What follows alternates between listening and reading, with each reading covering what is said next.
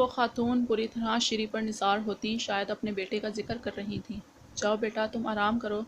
اسے تو شاید اسی جملے کا انتظار تھا۔ ایک لمحے کی دیر کیے بنا وہ اٹھ کھڑی ہوئی تھی۔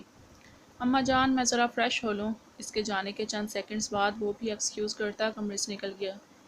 یہ کیا تھا شیری؟ اس کے کمرے کا دروازہ کھول کر وہ غصے سے کہتا داخل ہوا۔ وہ جو بیڈ پر چت لیٹی ابھی پوری طرح ریلیکس بھی نہیں ہوئی تھی، اسے یوں سامنے دیکھ کر سرعت سے اٹھ بیٹھی۔ کسی کے کمرے میں داخل ہونے کی یہ کون سی حرکت ہے؟ کیا تم مینرز بھی بھول گئے ہو؟ اپنے لہجے کی کپکپاہٹ چھپاتے دوپٹہ اپنے گرد صحیح طرح پھیلا کر وہ سختی سے بول رہی تھی۔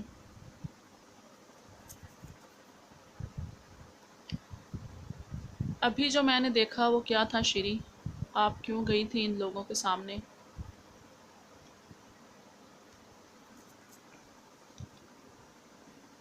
اس کی بات کو نظر انداز کرتا وہ اس کے مقابل آ کھڑا ہوا۔ شیری ایک پل کے لیے خوفزدہ ہو کر اسے دیکھا۔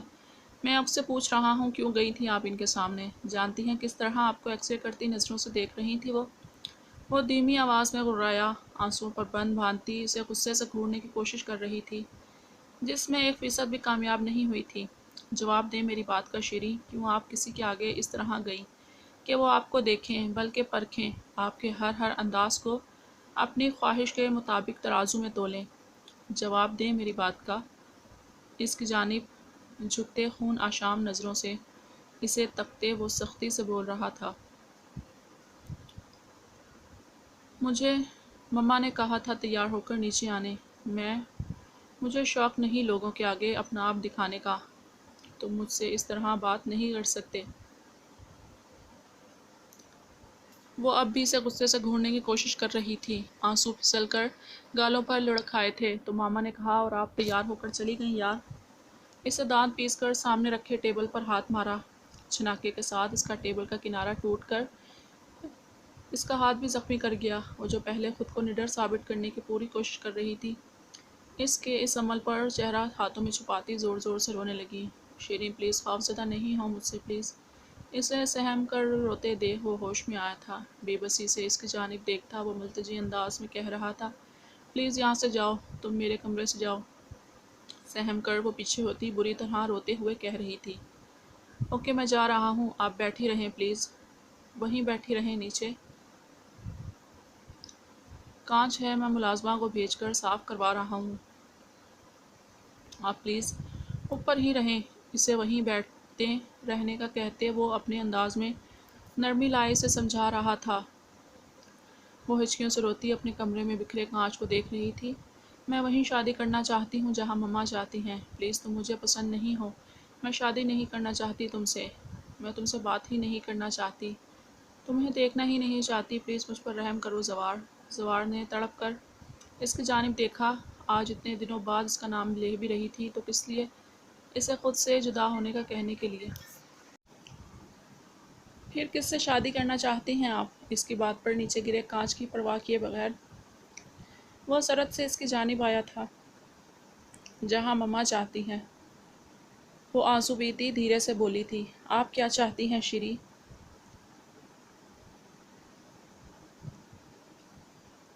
وہ کرب سے اس لڑکی کی جانب دیکھ رہا تھا جو دوسروں کے لیے جتنی نرم دل تھی، اس کے لیے اتنی ہی سنگ دل بن رہی تھی۔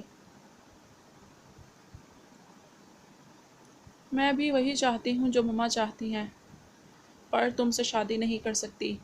تم بھائی؟ اس کی بات مکمل ہونے سے پہلے ہی وہ اس کا چہرہ جکڑ چکا تھا۔ یہ آخری بار ہے شیری، بھائی نہیں ہوں میں آپ کا کوئی بھائی نہیں ہے، سمجھی آپ؟ وہ بے یقینی سے اسے دیکھ رہی تھی۔ اس طرح کی حرکت اس نے پہلے کبھی نہیں کی۔ مجھے درد اس کے انداز پر وہ ایک بار پھر سے سکنے لگی۔ زوار نے سرعت سے اس کے چہرے سے ہاتھ دور کیے۔ مجھے معاف کر دیں شیری، میں یہ نہیں کرنا چاہتا تھا، لیکن یہ بات آج آپ ذہن نشین کر لیں، آپ کا کوئی بھائی نہیں ہے، اور آج کے بعد آپ کسی کے سامنے نہیں جائیں گی۔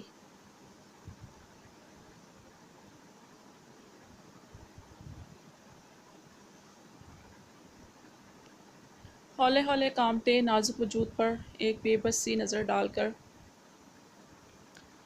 وہ کمرے سے نکل گیا تھا۔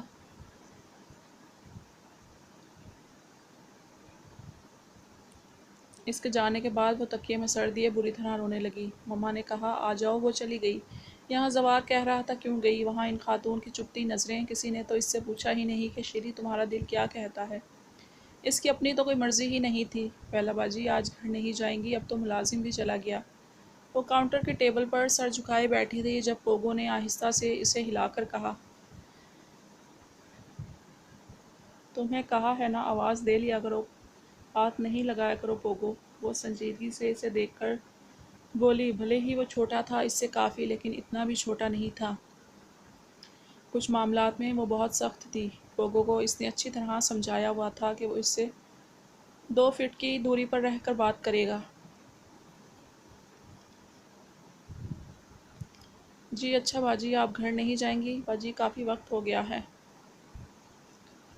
آپ جاتی بھی اکیلی ہیں، مجھے ڈر لگتا ہے باجی، میری صرف آپ ہی تو ہیں، آپ جانتی ہیں۔ آپ نہیں ہوں گی تو آپ کا پوگو اکیلا ہو جائے گا۔ وہ معصومیت سے اپنی باجی کی شکل دیکھتا اس سے کچھ دوری پر رکھی کرسی پر بیٹھ گیا تھا۔ میری فکر نہیں کرو پوگو، کچھ نہیں ہوگا تمہارا بیلے باجی کو۔ یوں تو کوئی بھی کبھی خوش ہوا نہیں میری وجہ سے، دعا کرو کچھ ہو ہی جائے، شاید میری ذات سے خوشی مل جائے گی بہت سے لوگوں کو۔ وہ پھیکی سی مسکراہٹ اس کی جانب اچھال کر بولی۔ وہ تڑپ کر اس کے نزدیک آیا تھا۔ اس طرح نہیں کہیں باجی، آپ پوگو سے پوچھیں نا آپ کیا ہیں میرے لیے۔ مجھے ان درندوں سے بچایا تھا آپ نے۔ اگر آپ نہیں ہوتی تو پوگو آج 10ویں کے امتحان کی تیاری نہیں کر رہا ہوتا۔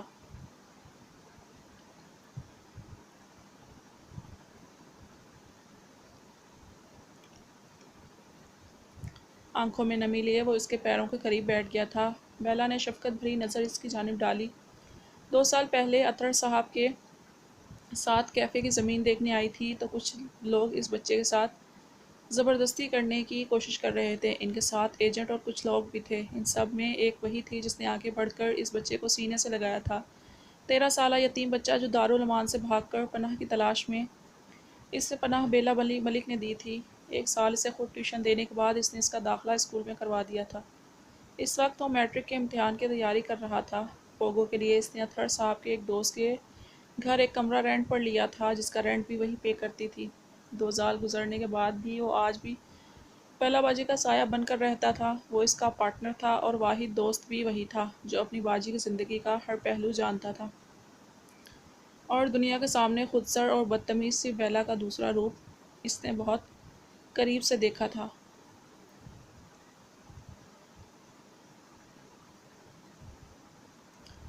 اے پاگل، اپنی باجی کے محافظ ہو اور محافظ روتے نہیں ہیں۔ اچھا، وہ ہنستی ہوئی اس کے سر پر چپت لگاتی اٹھ کھڑی ہوئی جو اب اس کے بیگ میں اپنا بھیگا چہرہ رگڑ رہا تھا۔ پوگو، اب میرا بیگ گندا کیا تو نکال باہر کروں گی تمہیں۔ سارا سامان سمیٹتی وہ خفگی سے بولی تھی۔ دور شیشے کے پار کھڑی 2 نظریں سارا منظر دیکھتی ہلکا سا مسکرائی تھیں۔ چلو پوگو، لاک ٹھیک سے لگانا اچھا، اور مین روڈ کے بعد تم اپنے گھر جاؤ گے۔ تمہاری باجی کا کوئی کچھ نہیں بگاڑ سکتا، تم بچے ہو، میں تمہیں اکیلا نہیں چھوڑ سکتی۔ اپنا تھیلے نما بیگ لیے وہ باہر آئی تو اسے محسوس ہوا جیسے کوئی بالکل اس کے پیچھے سے گزرا ہو۔ اس نے سڑک سے رخ موڑا، سڑک خالی تھی۔ دروازے پر رکھے اس ٹیبل پر وہی باکس تھا۔ وہ حیرانی سے اس جانب آئی۔ آج صبح کیفے پر اسے پھول نہیں ملے تھے۔ باکس میں رکھے بیلا کے فلاورز دیکھ کر اس کے لبوں پہ بھرپور مسکان ابھری۔ پھولوں کو حق سے اٹھا کر اس نے ارد گرد دیکھا جیسے کہنا چاہ رہی ہو کہ دیکھو تحفہ وصول کر لیا ہے۔ آج پھر ایک کارڈ رکھا ہوا تھا۔ اس نے مسکراتے ہوئے کارڈ کھولا۔ پوگو کے ساتھ آہستہ آہستہ گھر کی جانب چلتی وہ اس کارڈ میں لکھی آیت پڑھنے لگی تھی۔ آج کے دن کا دوسرا کارڈ تھا اور آج کے دن کی دوسری آیت۔ تو ہم نے اس کی پکار سن لی اور اسے غم سے نجات بخشی، اور ایسے ہی نجات دیں گے مسلمانوں کو۔ وہ ہلکا سا مسکرائی۔ یہ ایک اشارہ تھا غم سے نجات پانے کا۔ پیچھے اس سے کافی دوری پر چلتا وہ شخص بھی مسکرایا۔ اندھیرے میں گم وہ اس کے ساتھ ساتھ چل رہا تھا